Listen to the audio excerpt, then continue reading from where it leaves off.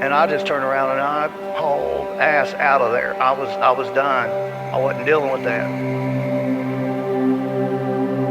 The hypocrisy of the cult is one of the things that turned me away the quickest. When I turned my headlights on, it turned and looked at us, and one of the things I remember the most were the eyes were glowing red. I see an orb of light. It is just circling these steps like it is waiting for me.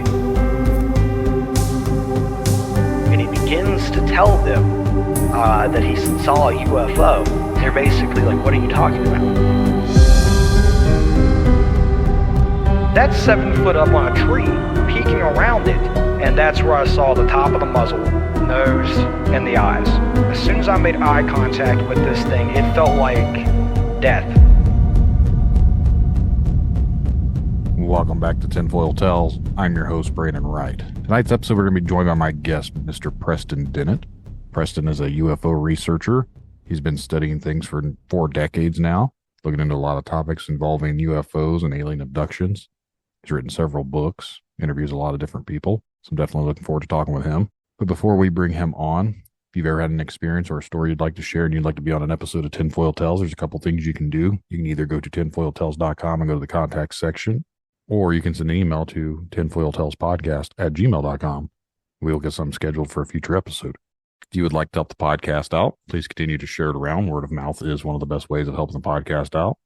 You can also leave a 5-star rating and review wherever you listen to Tinfoil Tales at. Just make sure to click the 5 stars button, and it helps with the algorithms.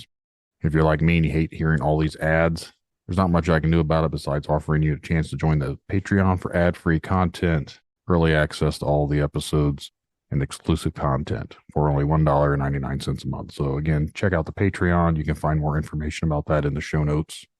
Follow me around on all the social medias. We're going to go ahead now and bring Preston on, dive into the conversation. So sit back, relax, and enjoy the show. I'd like to take this time to welcome my guest tonight, Mr. Preston Dennett. Preston, thanks for coming on here and talking to me. It's a pleasure and an honor. Thanks for inviting me. I had a few listeners reach out to me asking me to reach out to you to see about you coming on an episode. So I wanted to give the listeners what they wanted to hear. So, oh, wow. That's awesome. I'm not 100% familiar with everything, like far as your background and everything else. I know you're involved with like the UFO community and everything, but do you want to let the audience know a little bit about yourself? Oh, sure. I got involved in this field on November 17, 1986. I'll never forget that day because there was a huge sighting over Alaska. You may have heard of it. Captain Kenju Chirochi, a Japanese commercial airliner, had a really amazing sighting where a UFO too actually followed their plane. And it was on the evening news, and it really floored me because they showed the captain, and I thought, this guy's probably going to get fired. He's crazy. He's hallucinating. He's seeing a reflection off the ice cap. I was skeptical. But it turned out my older brother, Mark, had seen a UFO years earlier and tried to tell me. I didn't believe him. But I went to him and asked him about it, and he described this amazing sighting he had with his 2 friends where they chased a UFO down Reseda Boulevard. This is outside of LA in Southern California. It was a close-up sighting. I mean, this was a metallic craft with colored lights, a dome on top, totally silent, treetop level. It was in view for 15 minutes. It darted around. Other people were seeing it. So a good sighting. I ended up talking to both his friends, too. And that's what started the ball rolling, because it turned out I had a few other family members who had seen UFOs. I mean, my brother Mark had a girlfriend, Christy. She had encounters with little blue beings as a young girl. My other brother, Stephen, his wife had a face-to-face encounter with grays following a close-up UFO sighting. And it turned out I had some friends who had encounters. One had missing time. People I worked with. I worked at a business office doing, data entry and filing and that sort of thing. Several of them had had close encounters, sightings. One, the lady's daughter, had an onboard experience with grays. Another lady I worked very closely with had a missing time encounter. So this all hit home, literally, for me. This is when I found out that there are UFO groups who actually study this. I had no idea about MUFON, the Mutual UFO Network. So I joined them and every other UFO group I could find. I bought every book I could find because I wanted to disprove this. I wanted to find out what my family and friends were seeing. I ended up becoming a field investigator for MUFON, investigating my own cases. And initially it was not good news. I was pretty upset about it. It caused my whole belief system to collapse. I was pretty upset about the government cover-up, which was easily provable. And it kind of took over my life pretty quickly. Over the space of a year or two, I bought every darn book I could find. And before long, I was attending conventions, and next thing I knew, I was investigating my own cases, recording them, writing articles, going on the radio. I did research for about 10 years. I'd written about 30 articles over that period of time before I put out my first book, UFO Healings. That was in 1996. And I kind of started writing quite a few books after that. I've now got over 30 books out, more than 100 articles. And yeah, I'm speaking on this subject all the time now. I find it absolutely fascinating. I think it's an important subject as well. It's crucial people know the truth about this and know that our own tax dollars are being spent to cover this up. Mm-hmm. So that's the introduction. That's how I got involved in this field. It's always been something that's interested me even at an early age. And I've always wanted to know why someone would not want anyone else to know about this. And as I've gotten older, I've come to understand that there's more of a monetary power control aspect to it. And I also start to wonder if it's because of the control itself. Like they can't control it. So is that why they don't want to fully acknowledge it? Because it's not something that we have control over. And I feel like that is a big thing government wise is if they can't control it, they'd rather not talk about it just because it makes them look inferior. That's just my kind of assumption of how it goes. I understand there's more to it than just that, but I feel like that's a big part of it. They say that society can't handle it. I'm wondering if it's not that they can't handle it, if they're just afraid of not or admitting that they don't have a handle on it. You know what I mean? Yeah. Well, they're handling it, so I don't think it's it's disingenuous to say that they can handle this knowledge and we can't. Yeah. But I totally agree with you. I think that's one of the major factors. It's multifaceted, no doubt. Mm-hmm. This cover-up is a policy that was adopted very early on. So they've somewhat painted themselves into a corner. It's really hard to turn that ship around because it's a massive ship. I mean, this cover-up is no joke. It's absolutely something that I think is worldwide. All the major governments are cooperating.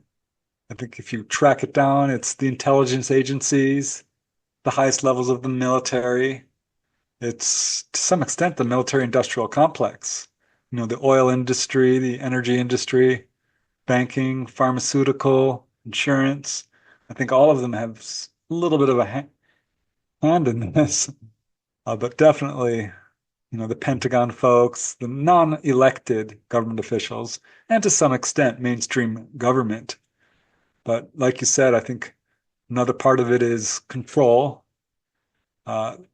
They, I think, are absolutely terrified of the fact that they have no power over ETs or UFOs flying around in our airspace. I don't think there's an ET threat in terms of them coming to take over our planet or hurt people. I think that's largely disinformation and fear and confusion. But I think there's an ET threat to the government power structure or the power elite, or call them what you will, the cabal, and their control of the narrative.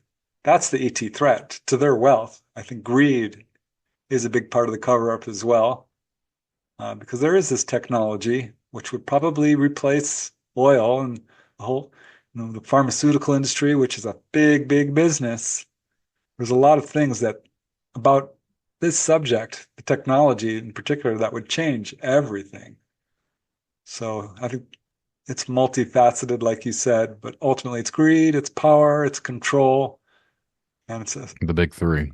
policy, that's been adopted for a long time. So it's really hard to, I mean, heads are gonna roll at some point when all of this comes out.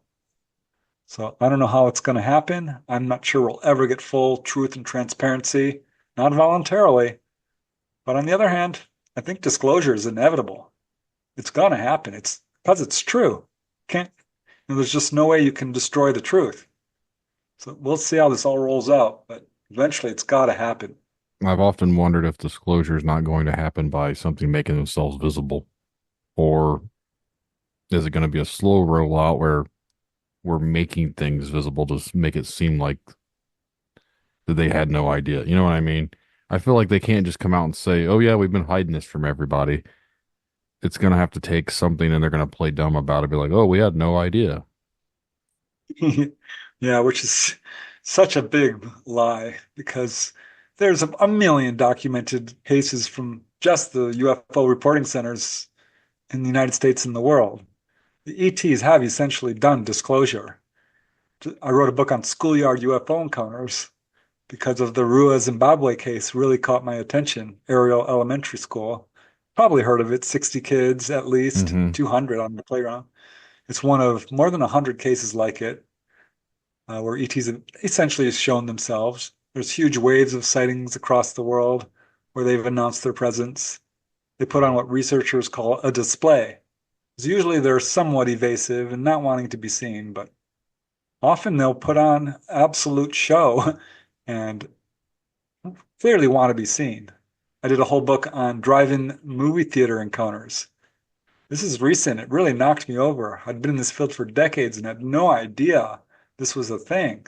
But I found over 100 cases across the US where these craft will show up at a drive-in movie while it's playing and put on a show that's far better than the movie. And this very rarely got national headlines, but a lot of cases in the newspaper clippings of this. So my point is, disclosure has happened on the ET side. They've given us enough evidence, photographic, landing traces, I mean, you name it, radar return cases, so that anyone who is objective and examines the evidence can only come to the conclusion that this is real. Mm-hmm. But yeah, I'm not so sure. The US government is going to be the ones to sort of spill the beans on this. I think probably it's going to be a smaller government who's just goes a little bit rogue and perhaps, releases information that makes it inescapable that there is validity to this subject. I partially don't fully understand why they instantly went secret. Like, did they realize that this wasn't from here, so we got to hide it? Like, what? For me, it's like I get what we talked about, like the big three things: power, greed, control, all that stuff. But like, they've had to have known about these things for many years. What was the first time that made them go, "Oh, we can't talk about this. We have to hide it from everybody"? To me, it's always seemed a little weird. Yeah, I 100% agree. Roswell is a very interesting incident way back in 1947 because there was that press release which went nationwide, worldwide, really. And we were there. I mean, that would have been the disclosure event that changed everything, and this would have been dealt with in the public arena. But it was retracted the next day, and that's when the cover-up really clamped down harder. Mm-hmm. We now know that there were several other crashes well before that. But from that point on, I mean, this is when people started. I mean, it's a constitutional crisis, no doubt. People have lost their lives over this, lost careers. It's broken up families. This is a very brutal cover-up. It's been ruthless. Our governments have adopted a policy from the beginning. And I say governments kind of loosely, because again, it's intelligence agencies more, really. But they've explained everything, all sightings away, as hoaxes, hallucinations, misperceptions, or mental illness. That's what Project Blue Book found. That's what the Condon Committee found. That's what every public government study found until very recently, the last 5 years. And now there's a big sea change. I mean, a complete reversal, because governments have admitted that there is validity to this. They're still waffling and hemming and hawing and taking two steps sideways about what it is. But we're now at the point where they've admitted that there is truth to this. It's being discussed officially. We're having regular congressional hearings, one coming right up. I've talked to Steve Bassett personally. He's a disclosure advocate, probably the leading one. I've spoken with Stephen Greer and other major researchers about this. It's gonna happen. But yeah, having been in this field for so long, I am just jaded. Mm-hmm. Our government has handled this so badly. They've chosen very poorly to cover this up. Truth and transparency is always the best policy. And I understand there's certain things that probably it's not best for the general public to know. But to say that there's nothing to this and to paint all witnesses as liars and mentally ill and idiots is not fair. And it's, like I said, disingenuous. I love that word because they know full well that this is real and they're talking out of two sides of their mouth. It's ridiculous. This has to stop. Now, when it comes to this upcoming meeting, by the time this airs, it'll already be over with. But when the meeting with Congress happens, I think it's the 13th of November. Is that right? So next, like about a week or so from now. Right. What do you actually think will get accomplished with that? Because I personally don't believe there's going to be a whole lot of ground or earth-shaking knowledge admitted to, because I feel like the last few that they've had, it's always been somewhat of a, I don't know how to describe it, and like they're only talking about what they want you to know. There's still a lot of stuff they're not talking about. Yeah, I remember a couple of years ago when they had the Pentagon, the head of the Pentagon, Moultrie and Daley, testifying about this. I wanted to throw stuff at the TV because they were, demonstrably lying. They were asked, have we ever shot at these craft? And they both said, no, we have. Well, yes, we have. The Battle of LA, 1942, I think it was. There's documentation proving that we shot 1,500 rounds of ammunition at this UFO hovering over Culver City. Throughout 1952, read the book by Frank Ficino Jr., Shoot Them Down. And there's no doubt we had a policy of shooting at these craft and have. So that was a flat-out lie. They were asked about Malmstrom, the very famous incident in 1967, where UFOs shut down our missiles, our nuclear-tipped missiles. And they said, we have no reporting on that. These are the head of the defense agency. That is just not credible to me. So that was, the first real congressional hearing that we had. And there's been a bunch of them. And this has gone mainstream. We now have Mark Rubio and Kristen Gillibrand and all of these senators and representatives and governors talking about this very seriously. So I am very much encouraged. But then we had that recent hearing with Fravor, Rush, and Graves. And they testified before Congress. And I'm like, wow, this is unprecedented. This is definitely movement that we've never had. But the majority of the meeting was the senators talking, not the witnesses. And the senators said, yes, there is a cover-up. I thought, wow, that's cool. They're admitting it. They said, yes, this is real. And some of us have had encounters. And the guy who was speaking said, I'm not going to name names. That really made me angry. Because if we want truth and transparency, and that's what they're fighting for, name names. Come forward and tell the truth. And they talked all about sightings and the possibility of crash retrievals. Never once did they mention that these craft are landing. I mean, there are thousands upon thousands of very well-documented landing trace cases. Never talked about the contactees of the onboard phenomenon, which is really the cutting edge, because there's a lot of people out there who are having full-on direct, fully conscious contact. They should be testifying before Congress, not people who've seen a light in the sky. So it was all talk, no action, nothing's getting done. I know this is the beginning and that's how you kind of start, but Mm-hmm. I'm kind of with you on this. I don't think we're going to get a whole lot out of this. What I suspect is going to roll out over the next few months or years, assuming we, can get that far without destroying ourselves, honestly. I think they will probably release some footage. They've done that with a tiny little white dot, but they've got literally a year's worth of gun camera footage from Air Force jets alone of very, very clear footage. Lou Elizondo and other whistleblowers have talked about this. So there's footage up there that leaves no doubt that this is real. I think we'll start to see some of that. We may even get a piece of metal. Are we going to see the Roswell craft or the bodies? I doubt it. Not for years, but maybe I'm wrong. I hope so.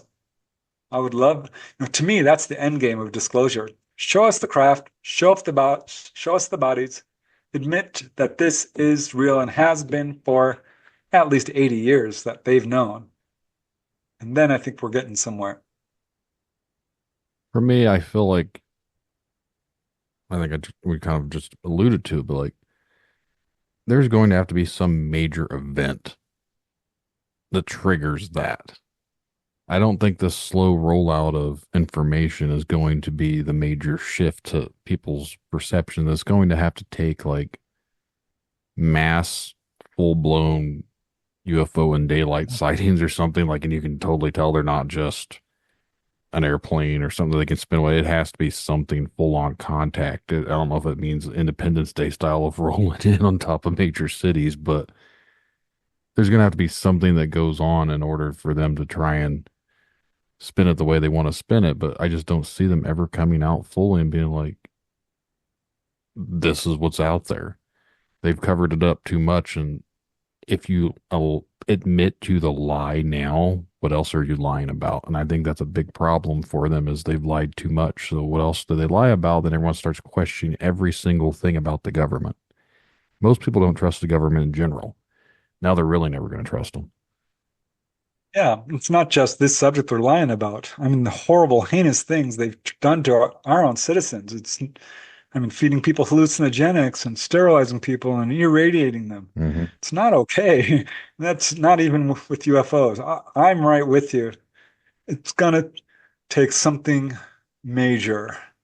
And, contactees have asked the ETs themselves, why don't you just show up and, not go away? And they said, we're not doing that. You guys are not ready. The major obstacle to open official contact with the ETs is our own warlike ways, our own government's inability to tell the truth. And each of us holds some culpability, some responsibility for this. And it's such a difficult situation because let's face it, the average person doesn't have a whole lot of power to be able to affect change. But I've always said this, the humanity, the people at large is the most powerful force on this planet. It's not our governments. It's not the intelligence agencies. It's us. And if everyone just got together, even if the whole UFO community could just reach a baseline of what we know and don't know and what we can agree upon, that would be a step forward. Because there have already been incidents, like the Phoenix Lights is a good example. Mm-hmm. But there was a wave in France in 1954 people should know about it, and I'm surprised that a lot of people don't. Because in October and November of 1954, there was, I think, about 5,000 sightings over a period of 2 months, many hundreds of landings, an incredible number of humanoid reports. There's no doubt that people in France, the government in particular, knows this is real. Here in the US in 1973, and again, strangely, October, November, it's called the Year of the Humanoids. And there was case after case after case daily throughout those months. And look up, oh gosh, November 1957, right after Sputnik, there was a rash of sightings all across the world of cars being stopped on highways, very much like Close Encounters with Richard Dreyfuss. Case after case after case of this. It's astonishing. ETs have put on enough shows and displays and demonstrations to absolutely disclose their presence. But there's a brutal cover-up, and I don't think the ETs have told contactees we're not going to upset your society to that degree until you're ready for it, and you're not. So if it should happen, it's probably government doing it because there's a lot of buzz in the field right now about a false flag, fake ET invasion. Yeah, I'm very concerned about it. I've saw a lot of that too. Yeah. Weirdly enough, about a month ago, we had mass sightings here in my area of Indiana. There were up to 6. A lot of the photos I've seen, there's been 3 lights, almost triangular shape, but they're in that pattern. You can't really see what it is other than you just see 3 round lights, but there's also another one in some of the photos, so there were 6 lights, but they all make that triangular shape. And they were seen in multiple areas. My sister-in-law and niece seen one. She actually contacted my wife to tell me that they just saw this thing. I had an uncle that saw it. I had, I think, another aunt and uncle that maybe had saw it. I thought that's what they told me. And I've had multiple friends and other people reach out to me that have saw this because they were flying in this pattern. And there was an article posted from the Daily, it's the UK thing that always posts or whatever. I sometimes don't take that as very reliable. But they had a big article about it, and they supposedly reached out to the Air Force base that isn't too far from here. It's an inactive base anymore. But they were supposedly releasing flares, what people claimed, and the base denied that. So they don't do that because they're just an air reserve base, and now most of the stuff is planes coming in for being repainted. So what were people seeing? I saw videos, I saw photos, and it went on for a long time. And apparently there was a Doppler radar image, which again, I don't know how true this could be, but it was almost 15 miles in circumference, and it went in a straight pattern, but there was no clouds or nothing. So there was no rain, but it showed up as a green dot, and it went up in a straight path, the same path that these things were flying. So that's very strange. And this was, I think, October 7th. Wow. Yeah, there's a lot of stuff going on. I've seen UFOs myself. Mhm. Having talked to so many people within my own family and friends and, my circle of people I know who'd seen stuff, I felt a little left out. And eventually I did see stuff because I needed to know. Right. And I think a lot more people have had encounters than the general public realizes. There's no doubt it's real. I've had someone send me something back in the summer that is very interesting. I've never released it or anything. I need to actually talk with him about it, but there is around this area, there's been a lot of weird sightings and stuff, and I've always used to correlate it because we used to have the Air Force Base, like Grissom Air Force Base isn't too far from here, but it's now an air reserve base, so supposedly they don't do active stuff like this. But if things were flares, it's strange that no one's admitting to dropping flares. And I don't think flares would fly in a pattern. So for my own sake, I didn't see them myself, but I've seen other things similar. It makes you really wonder what it is you're looking at.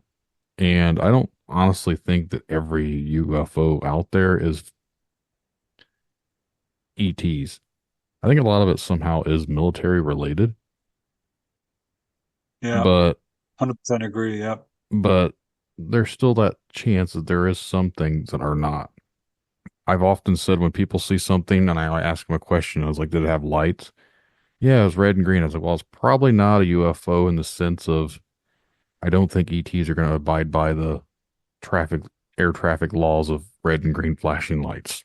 I don't think they have the same things to abide by. So for that, I think those are usually can rule out as known craft.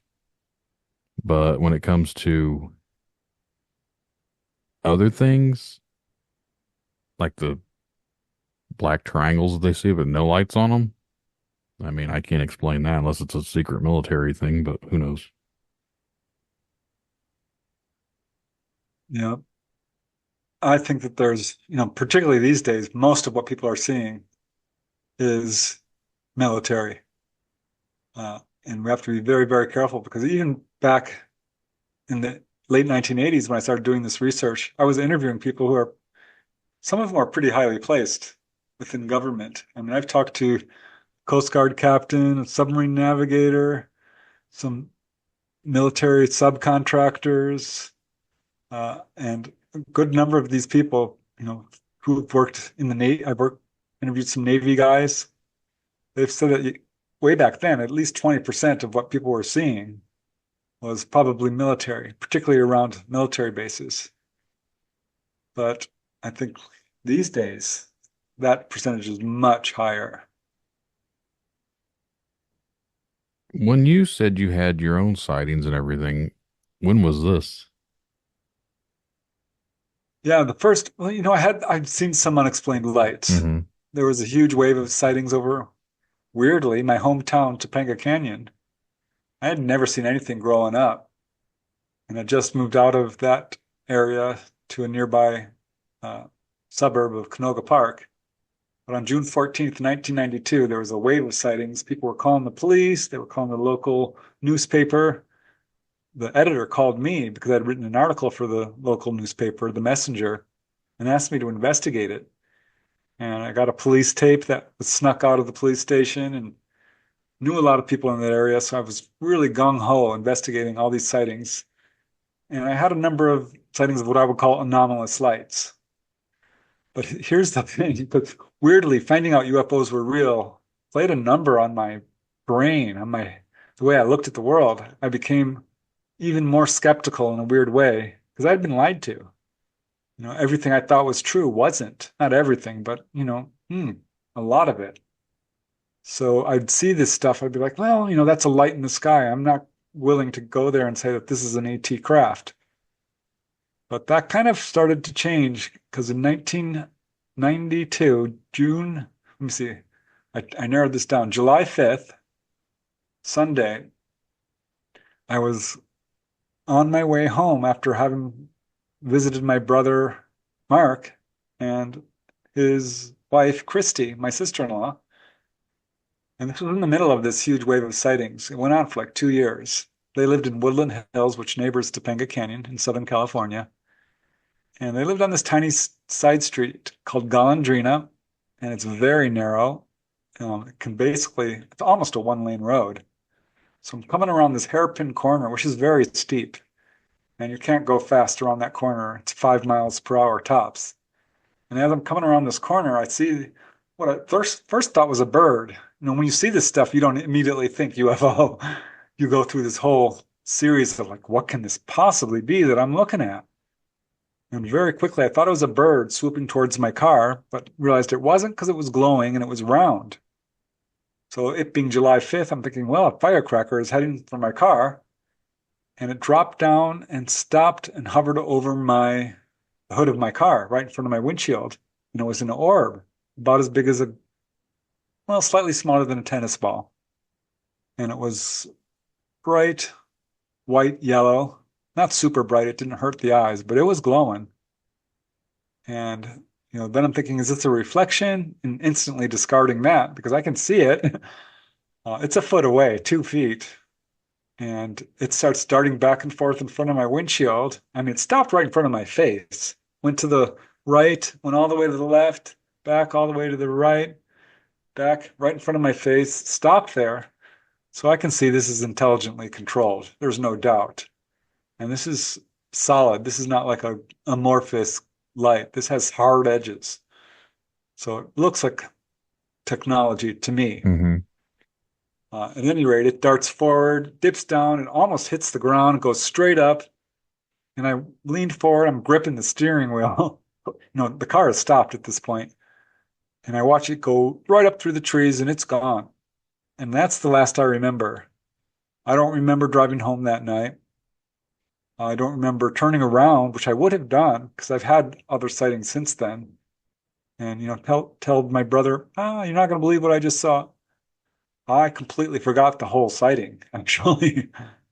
And it's funny because I've interviewed a lot of people and they'll say something like, oh, a UFO landed in front of our car. The whole family saw it and we completely forgot it. I'm like, what do you mean there was four of you? And they were like, I can't explain it. We just did not remember.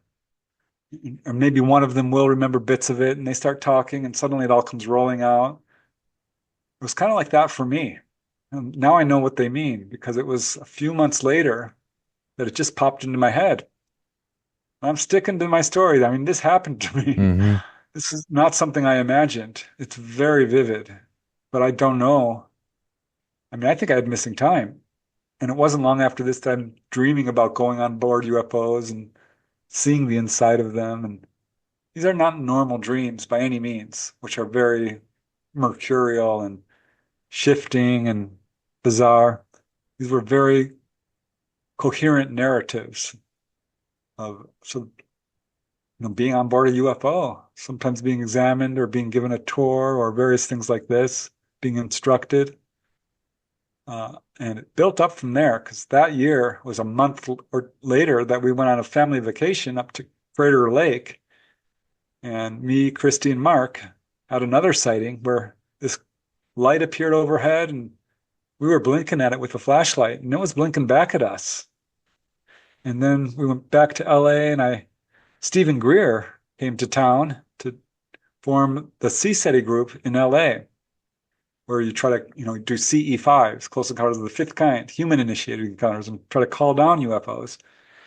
And he did a whole lecture. He quoted a few of my cases in his presentation, saying, here's how you call down UFOs. Because I had interviewed this guy who used lights to call down UFOs accidentally, lights and lasers. He had a couple of really close encounters doing this.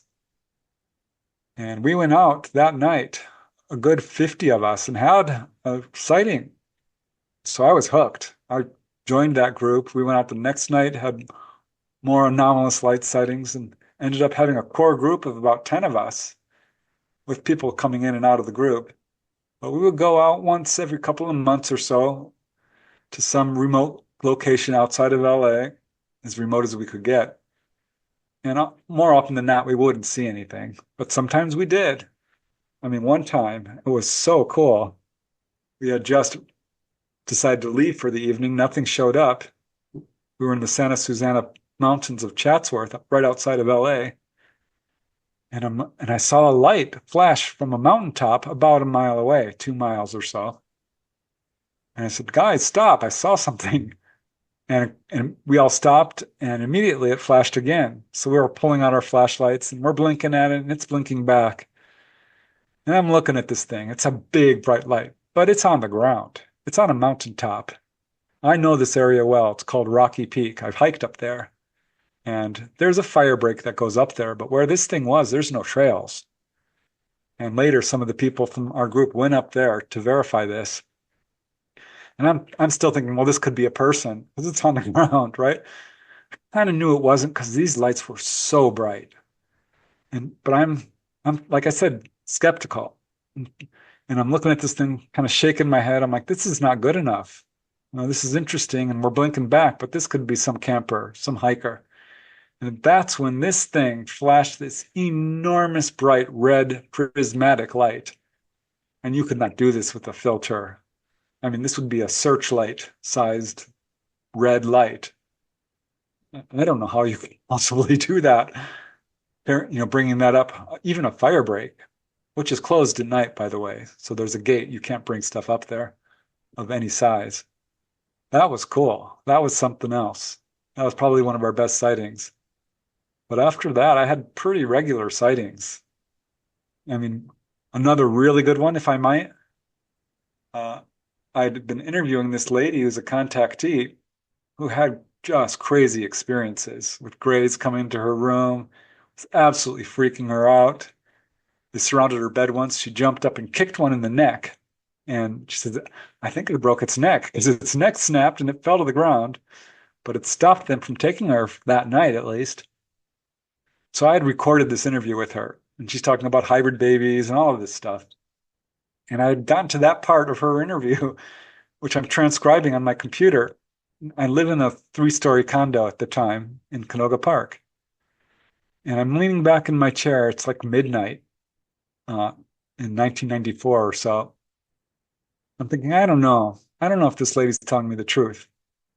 I knew she was because I'd interviewed her face to face. She's very sincere, refused to have her name used, didn't want any publicity, didn't want to go on camera, nothing like that. And I still know her. She's a very good friend. And I'm thinking, I just can't wrap my head around this. Someone's, kicking a gray. Now I know of many other cases where this has happened, but back then I didn't. I knew of the Travis Walton case where he reached out and socked one of them, and that was it. So I'm leaning back in my chair thinking, I wonder what to do about this. And that's when I got an overwhelming, irresistible impulse to run out onto the roof of my condo building. You're not allowed to do that. And I don't go up there because, it's against the rules. But I did, and I couldn't resist it. Not only did I go up there, I grabbed my eyeglasses, which I really only use for driving. I don't need them legally. And they were down in my car, 3 stories down. I ran down all the way to my car. This is a secure building, so I had to get my keys. Grabbed them out of my car, ran up to the roof of my condo. And I'm sitting there with my glasses on, standing there, thinking, what am I doing? And I wasn't up there a minute. It was probably 10 seconds, maybe 20. And I'm looking to the north, and that's when this light appears. And it was big. I mean, this was a 20-foot wide, oval-shaped, fiery-looking craft. I have to say it was a light. I didn't see any metallic texture or portholes or anything, but this was big. It was right above the apartment building, across the parking lot and the little LA River there. And as soon as I saw it, it flashed a telepathic message at me. And this wasn't words, it wasn't English, it was just a knowing. And it said, it's us. I'll call her Wendy. We're Wendy's ETs. It's us. We're real. She's telling the truth. And if you don't believe, watch this. We'll prove it. And again, not in words, but that was the message. And I got it because this darn thing, which was just above the apartment building, couldn't have been more than 50 or 100 feet up and 200, maybe 300 feet away. Darted to the left, and then to the right, and then to the left, and then to the right, and did that 10 times, getting even lower to where it went right behind the palm trees. So I could see that this was low and this was close. So then it disappeared. And I'm like, oh my gosh, okay, that was real. I mean, that knocked my socks off. I called her the next day because it was pretty darn late. And I'm like, you're not going to believe it. Your ET showed up. They said you're for real. You're telling the truth. She laughed. She's like, what do you mean you didn't believe me? I'm like, no, it's not that I didn't believe you. It's just, this is a lot. And we talked about it and laughed. I'm like, listen, you're in telepathic contact with them, right? She's like, well, yeah, I've told you this. I'm like, well, can you set up a sighting? She said, you just had one.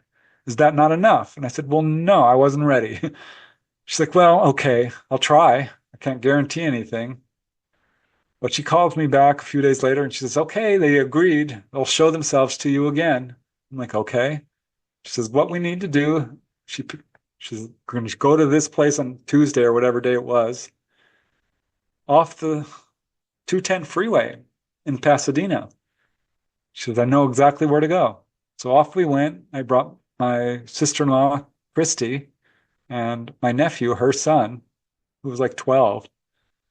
And we parked on the freeway. That's illegal. I'm like, Wendy, we're not really supposed to park here. And she says, well, we have to. This is where they said to go.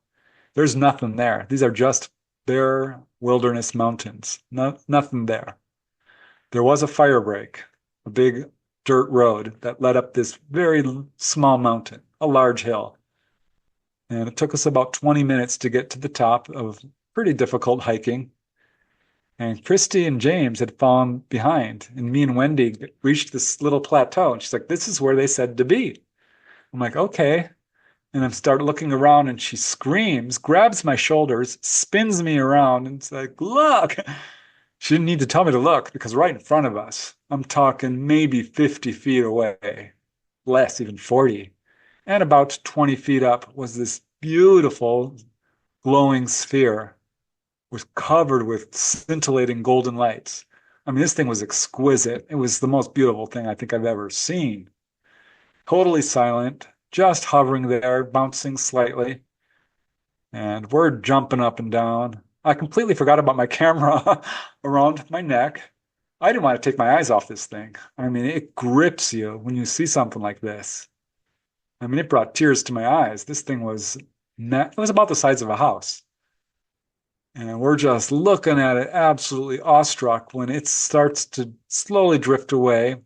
We saw it for maybe 20 seconds and it started moving at about 5 miles per hour, moving to the side, and then started going faster. And then it zipped around this mountain, which is probably a mile wide in less than a second. I mean, it moved so fast there was a tracer of golden light that it left behind. And I saw it very quickly stop for a second as it disappeared behind the mountain and was gone. And that's when Christy and James, my nephew, walked up and were looking at us like, what's wrong? So we were speechless. We're like, ah. That was such a cool sighting. I mean, I've had a number of this kind of thing happen over the years. I think for me, the sightings that I've had, they were actually recent here. One was about a year ago, and you'd mentioned you didn't think about the camera you had. There was one out back, and it was an orange glowing orb. It was over the field. I yelled for my wife. I yelled for my son. They all come out. We looked at it. We watched this thing for about 5 minutes. Never once did I think about getting out my phone that was in my pocket to record it. Like, it's weird. Like, I've literally made comments like, how does people never get this stuff on video? I'm just as guilty. So, Funny, isn't you it? know, like your brain, it's almost like it's programmed not to even think of that. But then a couple weeks later, we saw something out front. I thought it was Starlink at first, but it was just a straight line. And it was never moving. And then when we got closer to the house, we were trying to record it. We're still in the vehicle. And by the time I got out of my vehicle, it had vanished. So you Wow. can see it fading. It's strange. But no, there's Yeah. years and years ago, and I wish I could still find the VHS tape. I'd recorded something it looked like the moon was out. This was back on the old, I think this was like in the, probably like 98, 99. So 25 years ago, back when you had the big full-on VHS tape recorders. That is, I went outside to record it because the moon was on the other side. Like the moon would have been setting, and this thing was just hovering over the woods, and it looked like it was a big white orb. And it looked like a moon, except the moon was the opposite direction. So there had been no way to, unless there was two moons that night, which is strange. But yeah, I had that on recording somewhere, and who knows where that tape is. Like I said, it's been 25 years ago. But again, even as a kid, stuff like that always interested me. I don't know what it was, but there was just something about the idea of UFOs and aliens, all that stuff. Like I said, it's always been something that's fascinated me. So kind of why I do what I do. Right. Yeah, I think most of the people who are researchers have had some contact. I know some really prominent researchers who don't talk about it, but they've definitely had full-on contact. And for me, it kind of rolled out slowly. I never called myself a contactee, but over the years, it's, it's kind of, I can't deny it anymore. Mm-hmm. How many sightings do you have to have?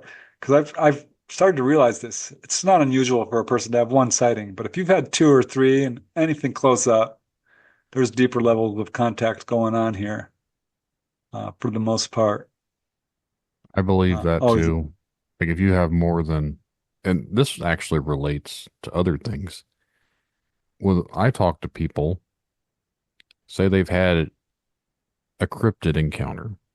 Well, usually if you dive deeper into what they've also talked about, well, they've also seen a UFO. Or if someone has paranormal activity in their house and you ask them if you've ever seen a UFO, usually they've seen a UFO.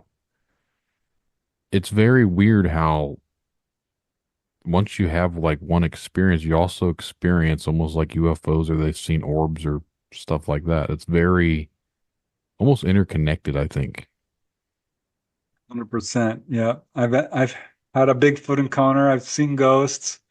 And it's weird because right when I started interviewing people about UFOs and having my own encounters, I started having major experiences with astral projection, Mm-hmm. which is still going on.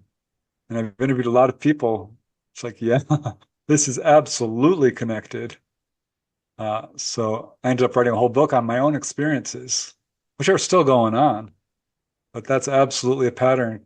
So there's something about contact that wakes people up, and you might start having healing abilities, clairvoyance, remote viewing, mediumship, telepathy for sure, because that's how ETs communicate. And I think that's part of the key to this, because just being in their presence sort of ignites this ability in people, because it's a natural human ability, these things. It's not supernatural, it's just unexplained, so we call it supernatural. But anyone can do these things. And if you look for them, I mean, if you want to see a Bigfoot, go out into the wilderness and look. And if you want to see a ghost, go to the Queen Mary, go to some of these haunted plantations and hotels and cemeteries and, I mean, schools. There's a lot of haunted places out there that are very well known. And you can have an experience with all of this stuff. Would you like to talk a little bit about your Bigfoot experience? Yeah, sure. This was totally unexpected because I suspected UFOs, I mean, were connected to Bigfoot. There's a lot of cases of this, but I had avoided Bigfoot altogether because I thought, what if it's real? This is going to be a whole subject that I'm going to have to do a deep dive in. I'm just not ready for that. It's a can of worms, and of course it was. And I got my first case of this guy who had a UFO land in his backyard, and it was followed by a Bigfoot encounter the next day and a poltergeist outbreak. So it was clear there was a connection there. I started getting more cases where these phenomenon intersect perfectly. And a lady who lived up in Acton, this is on the other side of the LA National Forest in Southern California. The LA National Forest is a huge Bigfoot hotspot. I had no idea, but it's a huge wilderness area. And right outside of LA, 500,000 acres, I think it is, something like that, Mm-hmm. with lots of Bigfoot encounters. And so she's telling me she's having Bigfoot problems. I'm like, what do you mean Bigfoot problems? She's like, well, it's communicating telepathically with me. This is the same lady who showed me a UFO. This is the same lady who, kicked the gray. And I'm like, you got to be kidding me. She's like, no, I'm telling you, the neighbors are up in arms about it. Their horses are going crazy. There's footprints outside my house. It showed up one day and looked into her bedroom window. Then it walked around the house and looked into the window of her son, who verified this. It stood in a little tree, broke this big, thick 6-inch branch right off. I got pictures of it. Went to the next room and looked at the roommate, talked to him too. They all verified this. She said it would scream at night like a woman being murdered, just this horrific scream. And she said, I think it's trying to kidnap me. And she's like, they don't kidnap people, do they? And I'm like, well, no, there's no cases. I was wrong. It turns out there are. I was not really educated on Bigfoot at this point. I since have written a book about it and written extensively and interviewed quite a few people. But she said also one evening it came and put a boulder on her roof. She heard this huge clunk on her roof, this huge thumping sound. Woke up the next morning and there's a pretty large boulder on her roof. It took two or three men to get up there and push this thing off her roof. Bigfoot are all about stone throwing, Mm-hmm. And this sort of thing, and vocalizing. So she's having all this going on, right? And she's like, I think I know where it lives. I'm like, you're kidding. She's like, no. She lived in a fairly rural area, which was right off a major freeway, the 14 freeway, which connects to the 5 freeway. I mean, this is a pretty big freeway, and she lives 4 or 5 miles off of it. She's like, come up. I need to talk to you. You need to see this. So I went up there. I interviewed her. I talked to the people. I looked at the tree. I looked at the footprints. They weren't super impressive, but it was something. And she's like, it lives down this valley about 2 miles, 3 miles away. I'm like, well, let's go. Do you want to go up there? And she's like, okay, if you come with me, I'll go. So we did, and we brought camera equipment and sound equipment, and we drove up there around dusk. And you go off this little rural road onto a dirt road, which winds for a mile or two up into this very steep canyon on the edge of the national forest. And it's very rural. There's no lights, no sign of civilization at this point other than this dirt road. And she's like, it's right around here, this canyon here. See, this is where it's coming out of. I'm like, okay. And by now it's getting dark. The stars are just coming out. I drove there. She was in the passenger seat. So she gets out and starts unloading the equipment that we brought, sound equipment mostly, because she says, I'm telling you, it's going to show up. And I walked out to the front of the car and I'm just surveying the area, trying to get a lay of the land, when I heard this roar. And I'm like, what the heck is that? And thought for a second a jet fighter was dive bombing me, even though it obviously wasn't that. It was a roaring sound of an animal. And I've been to the zoo when a lion roared right next to me. It thumps in your chest. It was kind of like that, but it was a different sound. It was multitonal, very low bass sounds, but kind of vibrated in your chest. And, in my home in Topanga, we lived next to the guy who did the Mercury Cougar commercials and had cougars caged up, and we would hear them roaring constantly. So I know what cougars and big cats sound like, coyotes, all of that. We grew up in a pretty nature area. I'm all about bears. I know what bears sound like. And it wasn't any of those. This roar went on for about 20 seconds. And she just went absolutely wide-eyed and froze in fear. Me, I'm like trying to figure out where this thing is coming from when it stopped roaring. And then it roared again. And this time I knew it was coming from this canyon she had pointed to. And if you look at this canyon, the walls are about 45 degrees steep, covered with thick brush. It's not hikeable. You could do it, but it would take you hours to get just a mile. It was real rough terrain. And I hear this thing roar, and I can tell now, I can kind of triangulate it because I'm moving my head back and forth, that it's very close and it's just a few hundred yards off towards this canyon.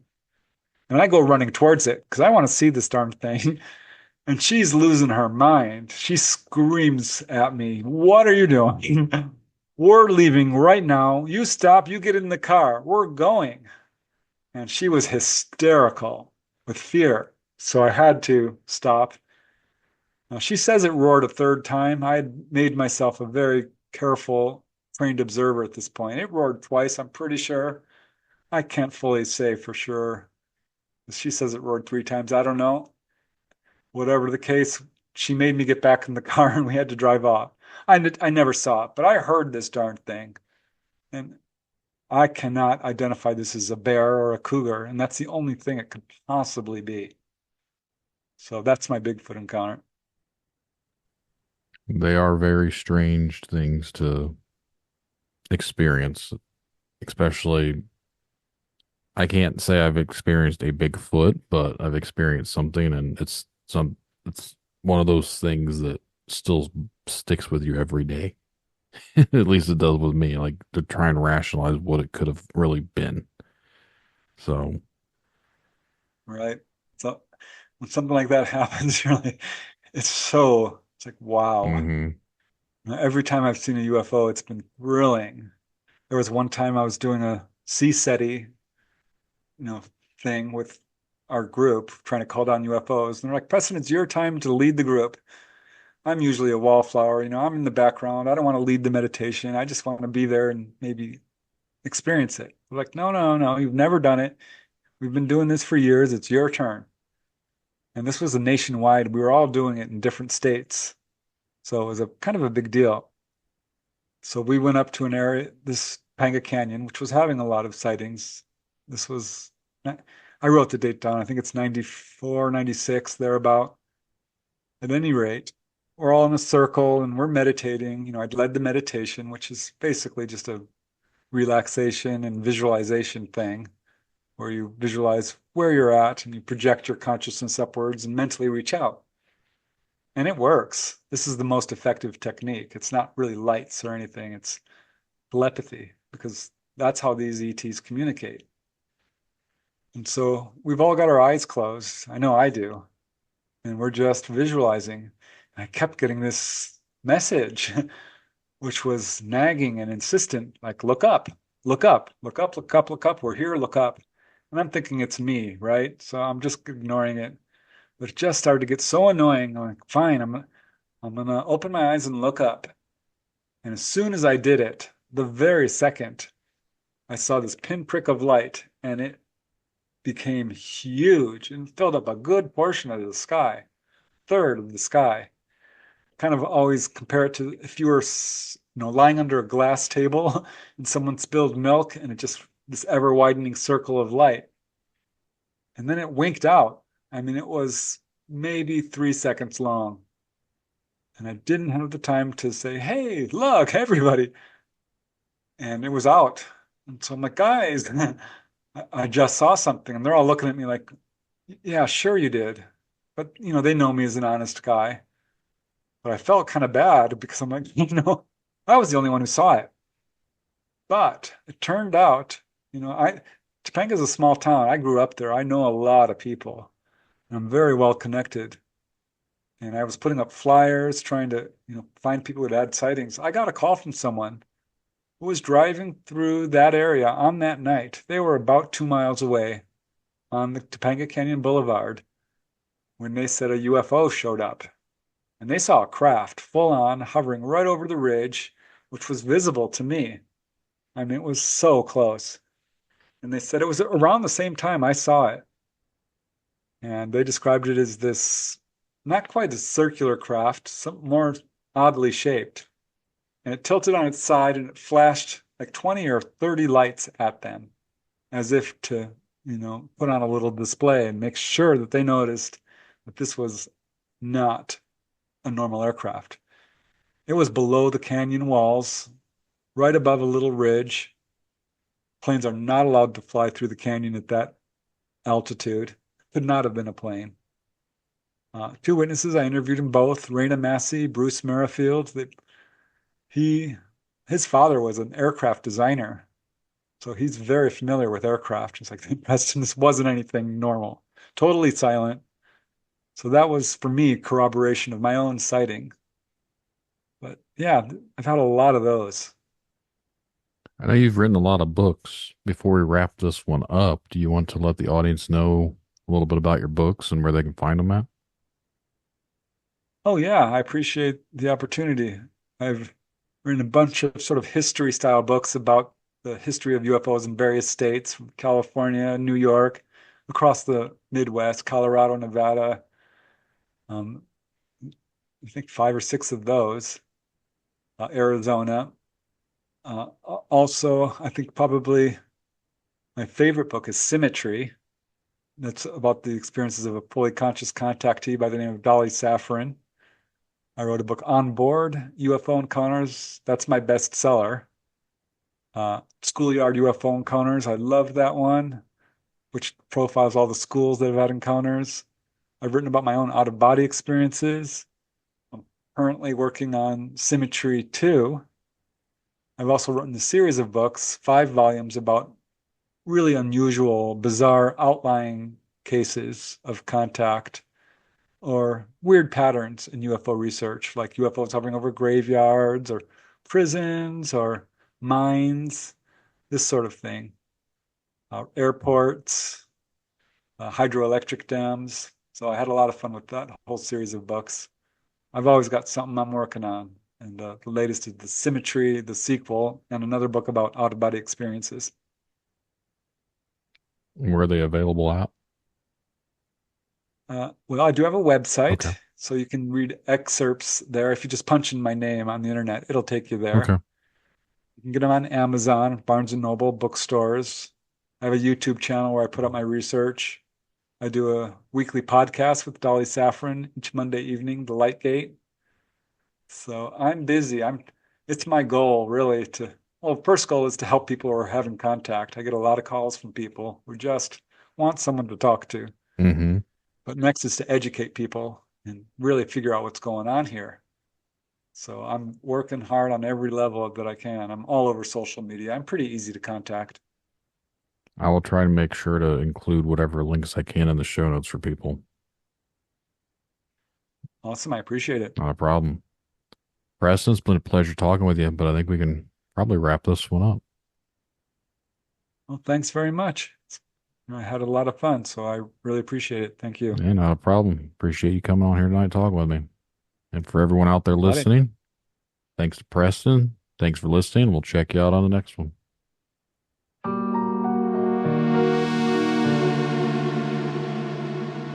And that's the show, everyone. I really hope you guys enjoyed the conversations. If you would like to be a guest on Tinfoil Tales, remember to send an email to tinfoiltalespodcast@gmail.com or go to the contact section of tinfoiltales.com. Just get your message to me. We'll get something scheduled for a future episode. And just remember, the truth lies in the stories we share, the connections we make. Stay curious, stay open-minded. Thank you all for joining us on this journey. And until next time, keep questioning, keep seeking, and keep exploring the unknown. Good night, everyone. Tinfoil Tales in the headphones. Yeah, it's time to rock. Got a story about a cryptid creature. Let's take a walk. Bigfoot, Dogman, they're out there in the dark. But the truth is out there like an alien spark. UFO sightings got the whole world shook. Conspiracies unfold like a story in a book. Media control, trying to keep us blind. But I won't be fooled, gonna use my own mind. In history, they don't want us to know the secrets they hide, the truth they won't show. Dominate our society, they keep us in chains. When standing tall, it's time to break the reins.